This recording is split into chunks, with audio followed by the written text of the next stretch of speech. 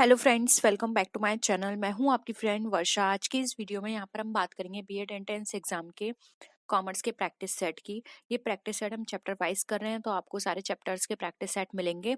Start करते हैं video को। और वीडियो आपको पसंद आए तो वीडियो को लाइक कीजिए, फ्रेंड्स के शेयर कीजिए, और किसी भी तरह की कोई भी क्वेरी हो तो प्लीज जरूर बताइएगा।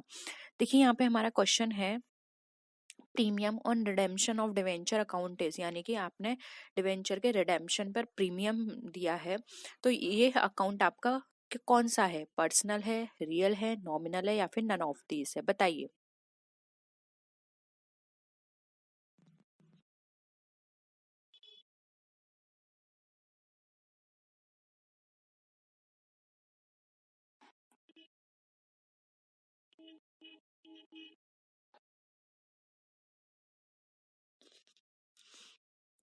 देखिए, premium on redemption of debenture ये आपका एक तरह से कैपिटल अकाउंट हो गया, और कैपिटल में भी ये आपका, अगर हम बात करें तो ये हो गया आपका रिप्रेजेंटेटिव वाला, यानी कि आपके किसी भी पर्सन की कुछ रिप्रेजेंटेशन को ये बता रहा है कि कोई आपका रिप्रेजेंटेटिव पर्सनल अकाउंट ओपन हुआ है।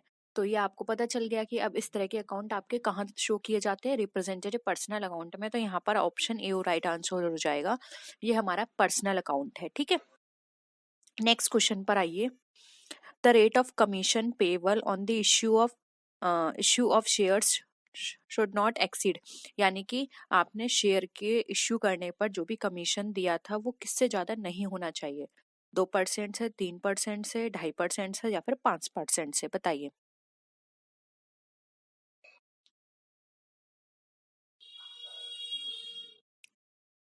ये बात की जा रही है कमीशन की, जो कि आप शेयर इशू करने पर देते हो, तो ये आपका एक्सीड नहीं होना चाहिए 5% से, ठीक है। ऑप्शन क्या हो जाएगा? डी राइट आंसर हो जाएगा। नेक्स्ट क्वेश्चन देखिए। The law limits the commission payable on the issue of debenture to. Debenture के इश्यू पर जो कमीशन की लिमिट है वो कितनी है? अभी आपने शेयर की बात की थी, अब ये डिवेंचर की है।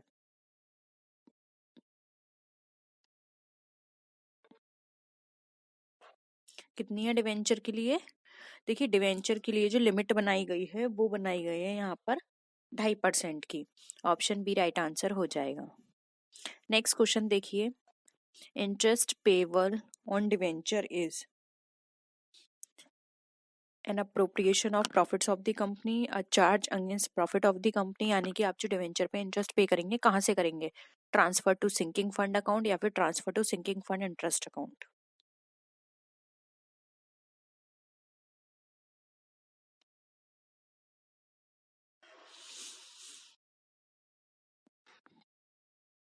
देखिए, इंटरेस्ट पे की जा रही है, तो ये हमारे जो भी हमारे कंपनी के प्रॉफिट्स हैं वहां से दी जाएगी। ऑप्शन बी राइट आंसर हो जाएगा, ठीक है। क्योंकि जो हमारे कंपनी के प्रॉफिट्स होते हैं उनको हम इस पर्पज से यूज कर सकते हैं। नेक्स्ट है debenture can be redeemed by. अब जो डिवेंचर्स हैं वो किसके द्वारा रिडीम किए जा सकते हैं? Purchase of own debenture in the open market, या फिर आप इनको कन्वर्ट करा सकते हैं शेयर्स में, या फिर कन्वर्ट करा सकते हैं न्यू क्लास ऑफ डिवेंचर्स में, या फिर एनी ऑफ द अबव? बताइए।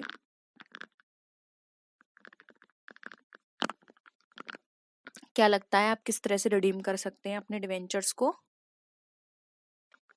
देखिए, डी राइट आंसर हो जाएगा। इनमें से आप कोई भी मेथड अडॉप्ट कर सकते हैं। या तो आप खुद के जो डिवेंचर्स हैं उनको परचेस कर सकते हैं ओपन मार्केट से, या फिर इनको शेयर्स में कन्वर्ट करा सकते हैं, या फिर आप इनको किसी नई क्लास के डिवेंचर्स में आप इसको कन्वर्ट करा सकते हैं, ठीक है।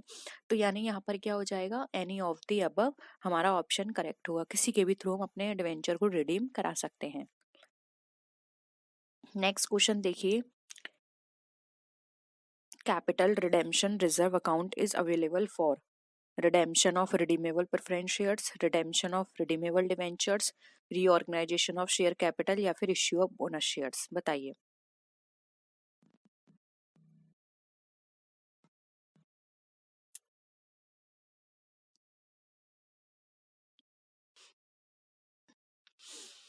देखिए, कैपिटल रिडेम्पशन रिजर्व अकाउंट जो है वो प्रेफरेंस शेयर को रिडीम करने में हम यूज नहीं कर सकते हैं। और रिडेम्पशन ऑफ रिडीमेबल डिवेंचर नहीं, उसमें भी यूज नहीं कर सकते।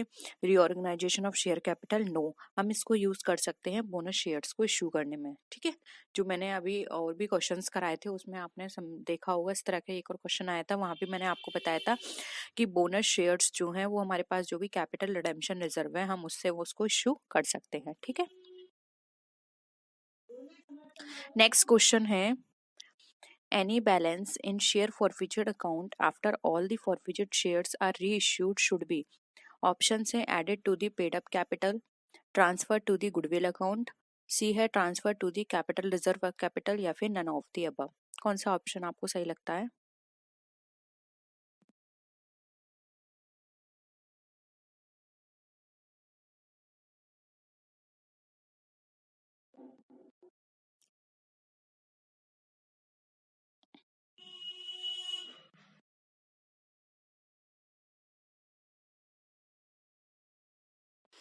देखिए, कोई भी बैलेंस शेयर फॉरफिचर अकाउंट का जब आपने उसको रीइश्यू कर दिया है वो हमारा कहाँ से किया जाएगा, किस तरह से होगा उसका ट्रीटमेंट, हम उसको ट्रांसफर कर सकते हैं कैपिटल रिजर्व कैपिटल के अंदर। ठीक है, नेक्स्ट है issue of shares at a discount of 10% और लेस मस्ट बी, ऑप्शंस हैं authorised by the central government, authorised by the court, authorised by the resolution passed by the company in general meeting, या फिर authorised by the resolution passed in the general meeting and sanctioned by the court.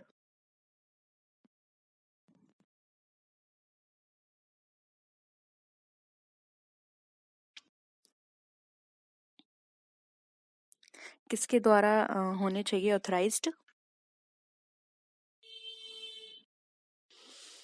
देखिए, ये हमारे authorised होने चाहिए central government के द्वारा। ठीक है, जब भी हम अपने शेयर्स को 10% डिस्काउंट या इससे कम पर हम इश्यू करते हैं तो ये हमारे सेंट्रल गवर्नमेंट से ऑथराइज्ड होने चाहिए, तभी हम इसको इश्यू कर सकते हैं। नेक्स्ट देखिए, when a company issue shares at a premium the amount of premium may be received by the company, यानी कि जब हम कंपनी के शेयर्स इशू करते हैं प्रीमियम पर, जो तो प्रीमियम का अमाउंट होता है वो कंपनी के द्वारा रिसीव किया जाता है कब, along with application money, along with allotment money, along with calls, या फिर ऑल ऑफ दी अबव। आपने एंट्रीज करी होंगी तो आपने देखा होगा कि हम प्रीमियम की एंट्री किसके साथ करते हैं?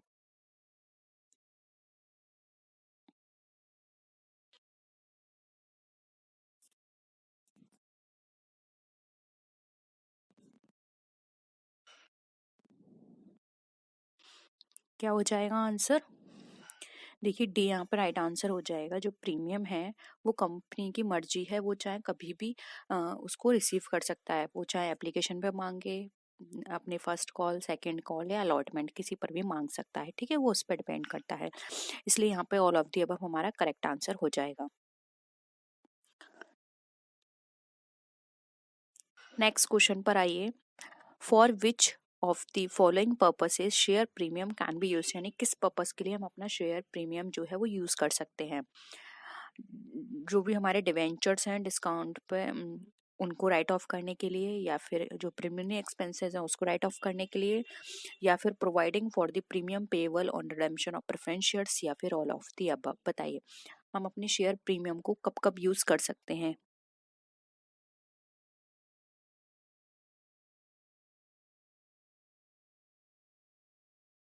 देखिए, इन क्वेश्चंस में से आपको किसी भी क्वेश्चन में डाउट है तो प्लीज बता दीजिएगा, हम उसको नेक्स्ट क्लास में अपने डिस्कस कर लेंगे, क्योंकि आपको कॉन्सेप्ट क्लियर होना बहुत जरूरी है। ठीक है, देखिए राइट आंसर हो जाएगा डी, जो हमारा शेयर प्रीमियम है वो हम इनमें से किसी भी पर्पज से यूज कर सकते हैं। अब चाहे हमें अपने डिवेंचर्स जो हैं डिस्काउंट पे इशू किए गए हैं उसको राइट ऑफ करने के लिए, हमारे प्रिलिमिनरी एक्सपेंसेस को राइट ऑफ करने के लिए, या फिर जो भी हमारे प्रेफरेंस शेयर्स हैं उनके रिडेम्पशन पर जो भी प्रीमियम था वो प्रोवाइड करने के लिए। ठीक है, nominal value of share, paid up value of share, called up, या फिर मैक्सिमम वैल्यू ऑफ शेयर्स, बताइए।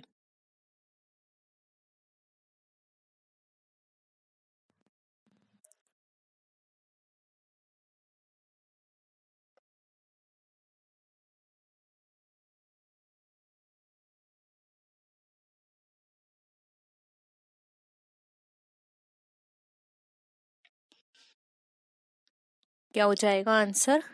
सी हो जाएगा, called up value of share, जो भी आपने कॉल करी है अमाउंट, उससे हम शेयर फॉरफीचर अकाउंट को जो भी हमारे शेयर कैपिटल अकाउंट होगा उससे हम उसको डेबिट कर देंगे, जितने भी शेयर आपने फॉरफीचर किए हैं। ठीक है, नेक्स्ट है, अब आपको बताना है जो शेयर फॉरफीचर अकाउंट का जो बैलेंस है वो कहाँ दिखाया जाता है, कैपिटल रिजर्व में, रेशियो रिजर्व, रेवेन्यू रिजर्व, या फिर नन ऑफ दीज। बहुत ही सिंपल है, इसका आंसर आप इजीली कर सकते हैं। सबसे पहले तो ये देख लीजिए शेयर आपके किस तरह के नेचर के होते हैं, कैपिटल नेचर के, और शेयर फॉरफीचर अकाउंट है तो ये भी कैपिटल नेचर का हो गया, तो इसका बैलेंस भी कहाँ जाएगा, कैपिटल रिजर्व में जाएगा। ए यहाँ पे राइट आंसर हो जाएगा।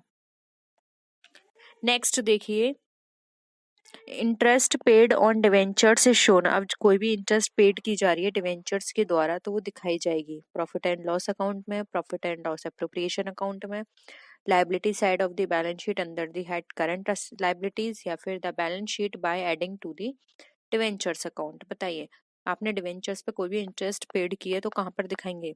देखिए साफ लिखा है पेड, तो अच्छे से आंसर करिएगा।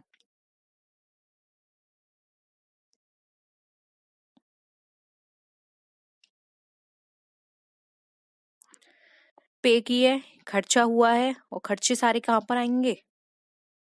पी एंड एल अकाउंट में। सिंपल है, हर क्वेश्चन को, लाइन को, जो जो टर्म दिए उनको अच्छे से आप समझेंगे तो आप इजिली उनके आंसर कर सकते हैं। अब यहाँ पर देखिए, शेयर प्रीमियम अकाउंट आपका दिखाया जाता है asset side under the heading current assets, या फिर liability side under the heading current liabilities and provisions, या फिर liability side under the heading share capital, या फिर liability side under the heading reserves and surplus. बताइए किस side और किस हेडिंग के अंदर आप शेयर प्रीमियम अकाउंट को शो करते हैं? शेयर प्रीमियम आपके लिए किस तरह का है? देखिए, शेयर प्रीमियम है यानी कि आपके लिए पास क्या हो गया, ये आपके लिए एक लाइबिलिटी है, आपने किसी से एडवांस या ज्यादा पैसे लिए हैं, अब आपके लिए लाइबिलिटी है वो। ठीक है, और लाइबिलिटी के साथ साथ वो आपके लिए एक रिजर्व का काम भी कर रहा है, क्योंकि आपने एक्स्ट्रा अर्न किया है कुछ भी, तो आपके लिए रिजर्व या सरप्लस की तरह है। तो ये आपका liability side reserves and surplus की हेडिंग में शो किया जाएगा। डी आंसर आपका राइट आंसर हो जाएगा। क्लियर है यहाँ तक? कोई भी डाउट नहीं है आपको क्वेश्चन में? और यहाँ तक अभी जितने भी क्वेश्चन हमने किए हैं उनमें से किसी भी क्वेश्चन में डाउट है प्लीज नीचे कमेंट सेक्शन में बताइएगा, हम उसको फिर से डिस्कस कर लेंगे। ठीक है, नेक्स्ट क्वेश्चन देखिए, share forfeiture account is shown on the liability side of the balance sheet.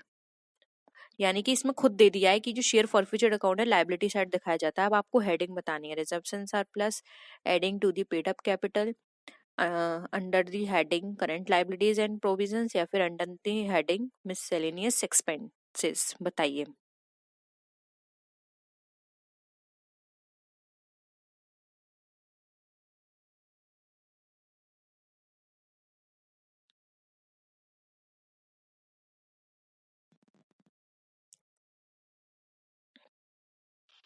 Liability side दिखाए जाएंगे शेयर फॉरफीचर अकाउंट को, और इसका जो अमाउंट है वो हम ऐड कर देंगे पेड अप कैपिटल के अंदर। ठीक है, तभी तो हमें पता चलेगा कि टोटल हमारा इस शेयर पे कितना अमाउंट है। पेड अप जो भी कैपिटल होगी हम उसमें इसको ऐड करके दिखाएंगे। ठीक है, नेक्स्ट आइए, balance sheet of a company. Balance sheet किसी भी कंपनी की वो प्रिपेयर्ड की जाती है form set out by law, यानी कि एक पर्टिकुलर फॉर्म सेट में जो कि लॉ के द्वारा दिया गया है, या फिर may be prepared in any form, should be prepared in any form so as to give a true and fair picture of the state of affairs of the company, या फिर at least be prepared in the form set by law. बताइए आपको क्या लगता है एक balance sheet के according कौन सा ऑप्शन आपके लिए आपको सुटेबल लग रहा है?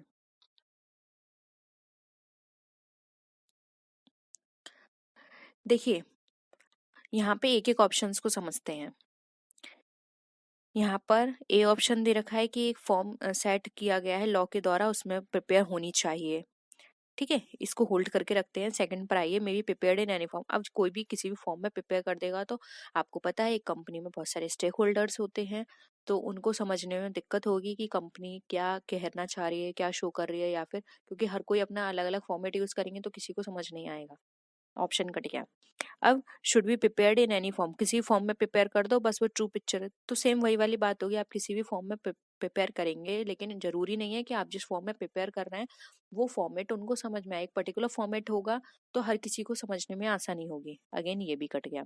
फिर है at least prepared in the form set by, at least का क्या मतलब है कि मतलब कर दो, ऐसा कुछ भी नहीं है, ठीक है। यहाँ पर ये डायरेक्ट दिया हुआ है आपको रूल कि जो भी फॉर्मेट लॉ के द्वारा प्रोवाइड किया गया है आपको सिर्फ और सिर्फ उसी फॉर्मेट में उसको फॉलो करना है, प्रिपेयर करना है, जिससे कि जो भी स्टेक होल्डर्स हैं वो उसको इजीली समझ पाए, उसको एनालाइज करके उसमें फर्दर इन्वेस्ट कर पाए, ठीक है। ऑप्शन ए यहाँ पे क्या हो जाएगा, करेक्ट हो जाएगा आपका। नेक्स्ट क्वेश्चन देखिए, the income statement of limited company is known as, अब जो इनकम स्टेटमेंट है किसी लिमिटेड कंपनी का वो कहा जाता है क्या, manufacturing account, trading and P and L account, P and L account या फिर पी&एल एप्रोप्रिएशन अकाउंट, बताइए एक इनकम स्टेटमेंट क्या कहा जाएगा।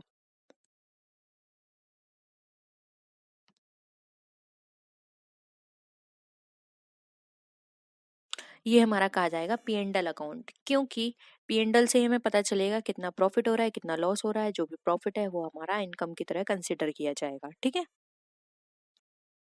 नेक्स्ट देखिए, bonus shares can be issued out by, अब जो बोनस शेयर्स हैं वो इश्यू किए जाते हैं पी&एल अकाउंट से, capital reserve, share premium account या फिर ऑल ऑफ द अबव।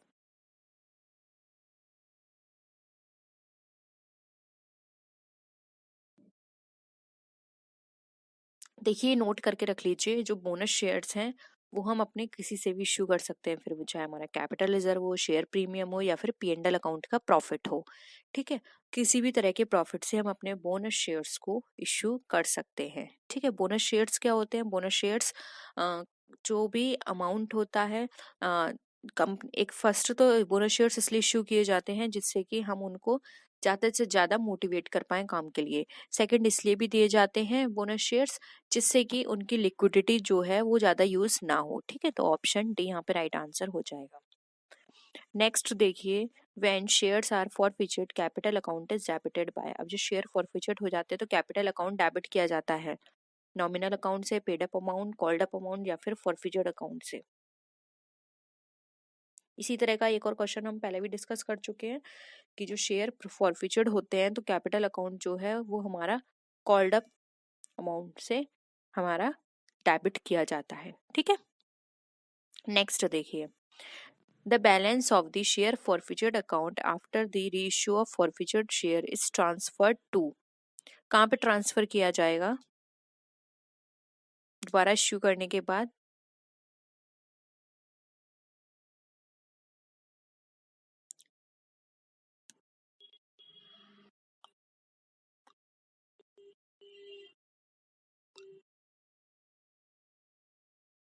बताइए क्या होगा आंसर, आंसर हो जाएगा ए, जो कि हमारा कैपिटल रिडेम्पशन रिजर्व अकाउंट। जब हम रीइश्यू करते हैं तो उसका जो बैलेंस है वो हम फिर कैपिटल रिडेम्पशन रिजर्व में इश्यू करते हैं, ठीक है। तो ये थे आज के हमारे क्वेश्चंस। आई होप आपको सारे क्वेश्चंस क्लियर हुए होंगे, और किसी भी क्वेश्चन में आपको थोड़ा भी डाउट लगता है, किसी टर्म में आपको डाउट लगता है तो प्लीज जरूर बताइएगा, हम शॉर्ट में वो सब डिस्कस कर लेंगे, ठीक है।